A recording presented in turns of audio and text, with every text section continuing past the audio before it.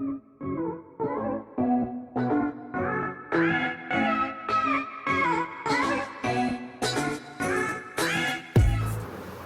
pessoal, tudo bem com vocês? E como estão de quarentena? Eu espero que bem. Então, antes de começar o vídeo, lembre de deixar o seu like, tá? Afinal, eu e vários professores do Brasil estamos fazendo o que a gente está fazendo pensando em você e em seu futuro. Então, se você acredita que em breve a gente vai sair dessa quarentena, curte aí o vídeo e mande essa energia positiva para eu ver o quanto você está esperançoso. A gente tem que ter esperança, né, gente? Energia positiva que tudo dá certo. Bom, o tema da aula... antes de falar do tema a gente tem um recado importante também para os alunos do EJA. Fiquem à vontade, tá, de mandar dúvidas, comentar e não deixem de se inscrever no canal e ativar o sino, que assim vocês vão receber o aviso de vídeos novos. Então, pessoal, vamos lá. A aula de hoje vai ser a parte 3 de várias aulas que nós estamos fazendo a respeito de vírus. Então, se você ainda não viu as primeiras aulas, dê um pause aqui nesse vídeo, volte e assista os vídeos iniciais sobre vírus. E outro recadinho importante é que hoje nós não teremos formulários, né, de avaliação. Porém, eu vou passar uma atividade para vocês fazerem no caderno, uma pesquisa com 5 questões. É só procurar na internet o que é e copiar no caderno. Pode ser a caneta, a lápis, tanto faz, tudo bem? E não deixem de comentar este vídeo, porque assim eu saberei quem está participando desse aqui, tudo bem? Vou considerar todos os comentários, tá bom? Fale o que você achou, se isso está te ajudando para entender sobre o corona, né? O que você achou sobre esse vídeo. Bom, começando então o nosso conteúdo, você sabia que o seu corpo tem um sistema de defesas naturais? E antes mesmo de adentrar no seu corpo, o vírus e outros patógenos precisam vencer algumas barreiras? Quais são essas barreiras, né, que o seu corpo tem? Bom, a gente tem várias barreiras, por exemplo, a pele, tá?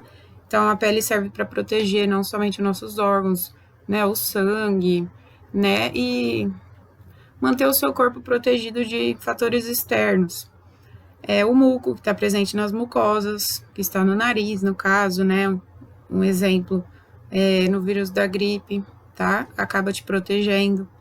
Tem o ácido clorídrico do estômago, o pH da vagina, a cera da orelha, alguns cílios, né? Os cabelinhos que tem, por exemplo, pelinhos do nariz, né? E outras coisas mais, tá, gente? Isso aqui a gente não tá falando de um único tipo de vírus, nós estamos falando de outros. Então, lembrem da última aula que nós falamos a respeito de doenças, né? Que podem afetar várias partes do corpo humano. Bom, só que assim, a gente tem essas defesas, porém, às vezes elas não são suficientes. E o vírus, ele acaba entrando no nosso corpo.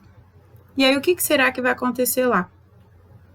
Bom, você provavelmente já deve ter ouvido falar que o corpo, por exemplo, tem um sistema de defesa que chama sistema imunológico. E esse sistema que vai garantir que o nosso corpo consiga eliminar o vírus e se restabelecer de doenças, ou seja, se curar, né? Mas antes de conhecer sobre isso, a gente precisa saber 2 termos importantes. O primeiro chama-se antígeno e o segundo, anticorpo. O antígeno, pessoal, ele é uma molécula responsável por desencadear um processo de uma resposta imunológica. Ou seja, é uma substância diferente que está entrando no seu corpo e o seu corpo não está reconhecendo. Então, ele acaba entrando em alerta. Gente, vocês me desculpem que eu fiz e refiz esse slide, eu não sei porque saiu desse jeito, com a letrinha lá embaixo. Mas tá difícil, eu refiz até o vídeo, mas não tô conseguindo mudar. Então, vamos retomar. O antígeno é como se fosse uma substância que vai desencadear uma resposta do seu corpo. Muita gente confunde e acha que seja um vírus ou uma bactéria o antígeno. Só que não é só isso, tá? Ele, na verdade, ele é menos que isso. Ele pode ser uma partezinha dele ou dela ou de outro patógeno. Não precisa ser uma bactéria inteira ou um vírus inteiro.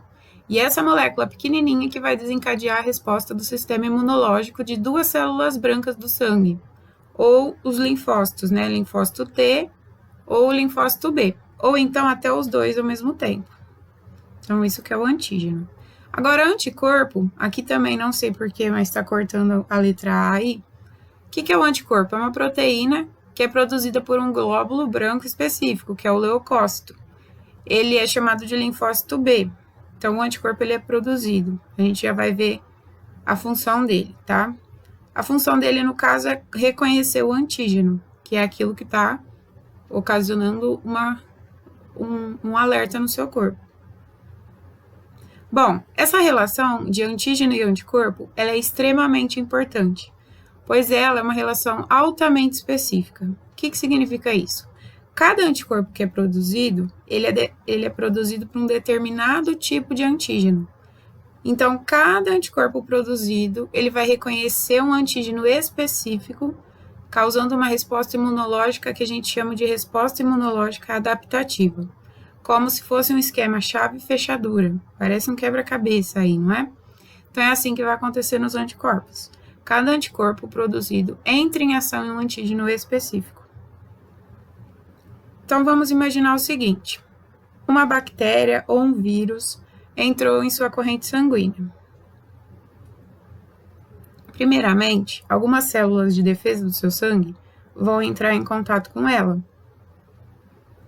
A célula é chamada de fagócito.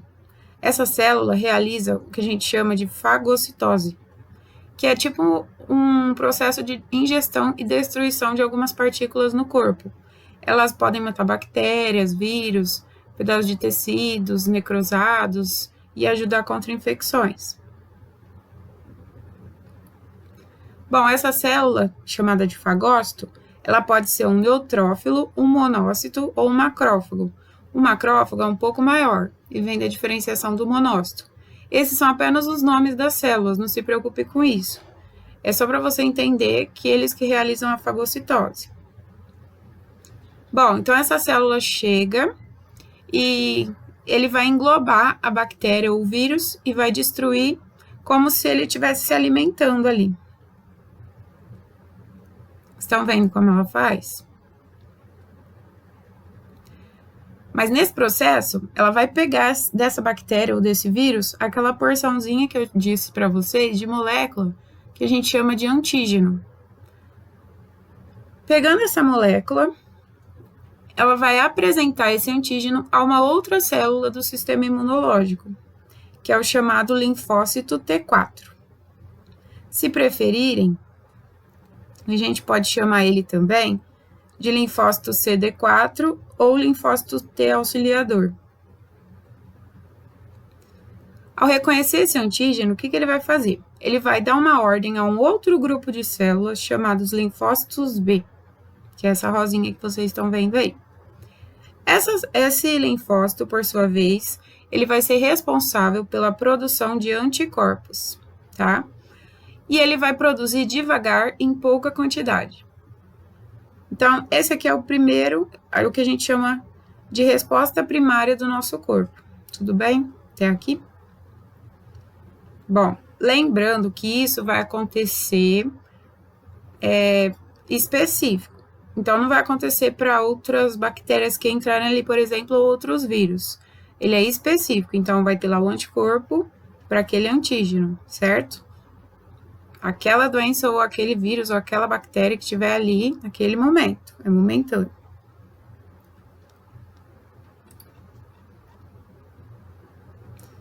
Isso aí, esse processo, né, que entra o patógeno, o corpo reconhece o antígeno e cria um anticorpo para combater, a gente chama de resposta humoral. Sempre que o nosso corpo realiza isso, a gente está realizando essa resposta humoral.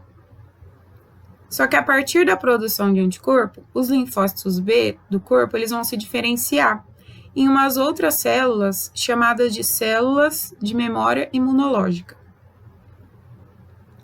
Essas células, elas vão se proliferar. Assim, quando elas entrarem em contato novamente com esse patógeno, você vai produzir anticorpos de formas mais rápidas e mais elevada.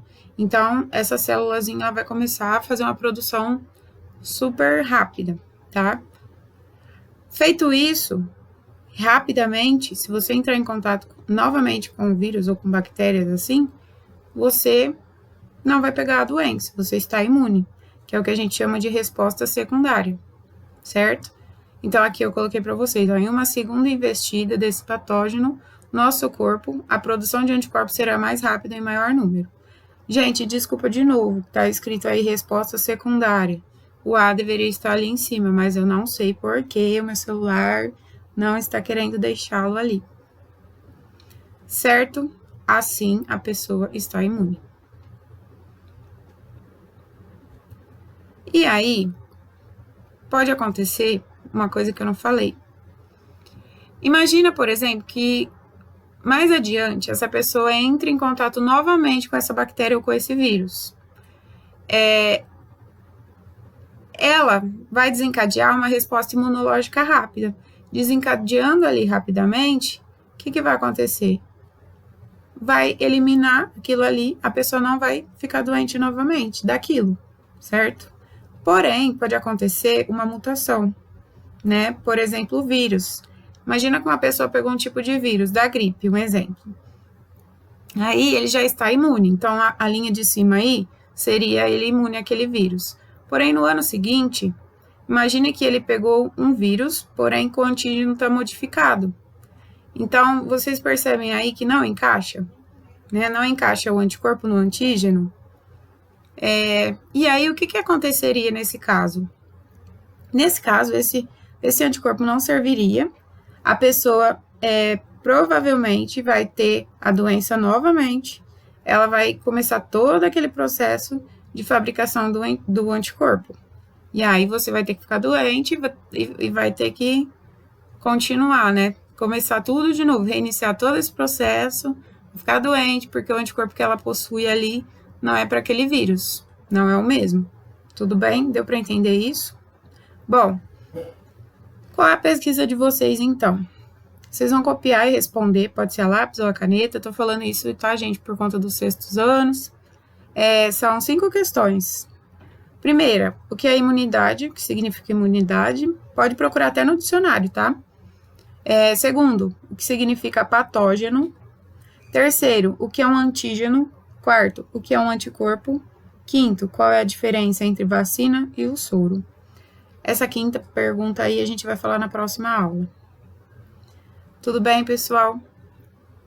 Então, curtam o vídeo, comentem aqui na descrição. Eu vou postar alguns videozinhos para ficar mais claro, porque eu sei que são nomes muito, assim, né, nomes novos para vocês. Então, eu vou colocar alguns videozinhos, animações, para vocês tentarem entender melhor como funciona esse processo.